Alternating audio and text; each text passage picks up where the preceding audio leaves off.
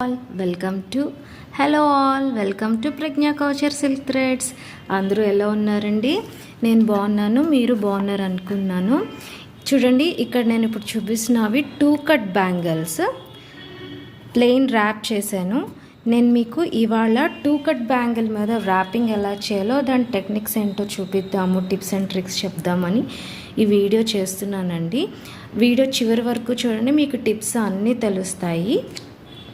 ముందుగా దానికి కావాల్సింది, నా దగ్గర ఒక 100 సెంటీమీటర్స్ ప్యాడ్ అండి. ఇది నేను అంటే ఒక మా ఇంటీరియర్ పర్సన్తో డిజైన్ ఇలా చేయించుకున్నాను. కావాలంటే అందరి దగ్గర 74 సెంటీమీటర్స్ ఎగ్జామ్ ప్యాడ్ ఉంటుంది కాబట్టి దాన్ని కూడా వైండ్ చేసుకోవచ్చు, ప్రాబ్లం లేదు. ఇదేమంటే ఎగ్జాక్ట్ నేను 50 సెంటీమీటర్స్కి చేయించుకున్నాను, అంటే 100 centimetres from both the sides వర్టికల్గా. ఎగ్జామ్ ప్యాడ్ అంటే 74 సెంటీమీటర్స్ అవుతుందండి, బోత్ అంతా కలిపి. సో దానికైనా కూడా నో ప్రాబ్లం, ఎవరికి ఏది అవైలబిలిటీ ఉంటే దాంతో.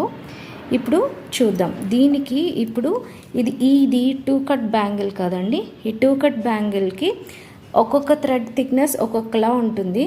సో నేను ఎగ్జాక్ట్ అని చెప్పలేను, అప్రాక్సిమేట్గా తీసుకోండి. ఇది చాంద్ కంపెనీ నేను యూజ్ చేస్తుంది. ఇదైతే నేను 50 to 55 స్ట్రాండ్స్ తీసుకుంటాను ఒక్కొక్క బ్యాంగిల్కి. అప్పుడేంటో మనకి మధ్యలో ఆఫ్ అయ్యి మళ్ళీ ఇంకొకసారి మెజర్మెంట్ తీసుకుని థ్రెడ్స్ స్ట్రాండ్ చేసుకోవాల్సిన అవసరం పడదు. కొంచెం ఎక్స్ట్రా అయితే వచ్చినా మనం కట్ చేసుకుంటే మనకి నీట్ ర్యాపింగ్ ఉంటుంది. ఇప్పుడు దీనికి ఎలాగా మనం ర్యాపింగ్ చేసుకోవాలో, అన్ని స్ట్రాండ్స్ తీసుకుని ఎలా చేయాలో టిప్స్ చెప్తాను. ఇదేంటి ఇలాగ పాట్ తెచ్చారనుకున్నారా? ఏం లేదండి, ఇది మా ఇంట్లో ఉన్న యూస్ చేయండి. ఇది ఎందుకు పెడుతున్నానంటే ఇది ఒక టిప్ అండి. మనము ఈ థ్రెడ్ మనం యూస్ చేస్తున్నప్పుడు అది బయట చిన్న చిన్న బౌల్స్లో అలాగా, ఫర్ ఎగ్జాంపుల్ ఈ బౌల్ ఉంది, ఈ బౌల్లో పెట్టాము. మనం ర్యాప్ తిప్పుతున్నప్పుడు అంతా అది ఒక్కొక్కసారి బయటకు వచ్చేసి మొత్తం థ్రెడ్ వచ్చేసే అవకాశం ఉంటుంది.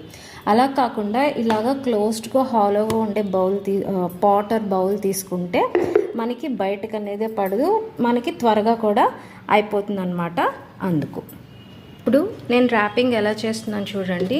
ఒక ఎండ్ మెయిన్ దీని 1 ఎండ్ ఉంటుంది కదా, ఆ 1 ఎండ్ మనము ఫస్ట్ సాఫ్ట్గా చేసుకొని దీనికి ర్యాప్ చేసేయాలి. ఇలాగ నేను ఒక ఎండ్ మనము వెనకాల ఇలాగ పట్టుకోవాలన్నమాట.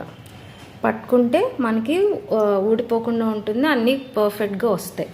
సో ఇలాగ దీనికి మొత్తం 50 స్ట్రాండ్స్ ఇలాగ నేను చేస్తున్నానండి. చూడండి, మనం ఇలా చేస్తుంటే అసలు ఆ థ్రెడ్ బండిల్ అనేది బయటికి రాదనమాట. అందుకు ఇలాగా నేను ఇలా